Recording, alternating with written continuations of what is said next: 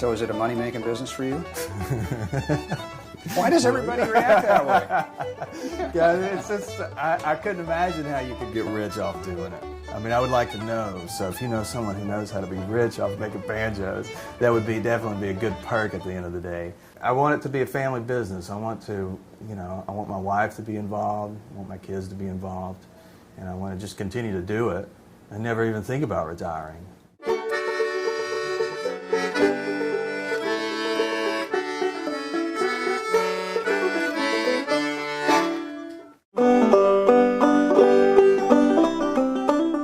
Well, you've got a beautiful storefront, and it's a music store, it's your banjo shop, and you share it with who? Bob Tedrow. Hi, Mom. He's a concertina maker. Okay, so what's the tie-in between concertinas and banjos?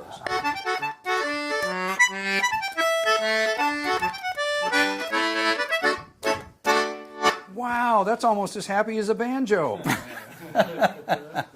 We're happy all the time here. Did he take pity on you and say, come on in, young man, let's talk about an instrument you can make some money off of? Yeah. Now, you said when you were 15 years old, you started to do repair work on instruments. What was that, 5 years ago for you? How old are you? 33 now. So, okay. Well, you're a young man. How many banjos have you made today? I'm on number 25, and I've made probably 60 instruments altogether. So, tell me a little bit. What's your favorite banjo? What do you really like to build? I like to do the brass rims, brass spun over rims, partially because of the way they sound and then, of course, the way they look. I like short scales. I've gotten to the point where my favorite scale length is going to be like 24-inch. What's your favorite part of the building process?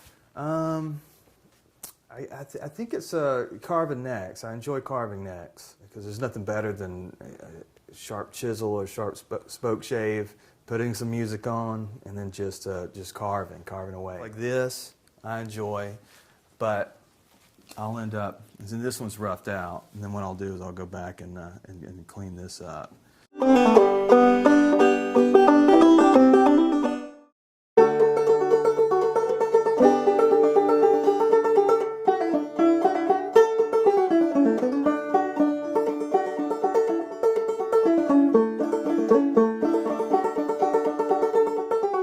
And it isn't about the money. No, of course it's not about the money.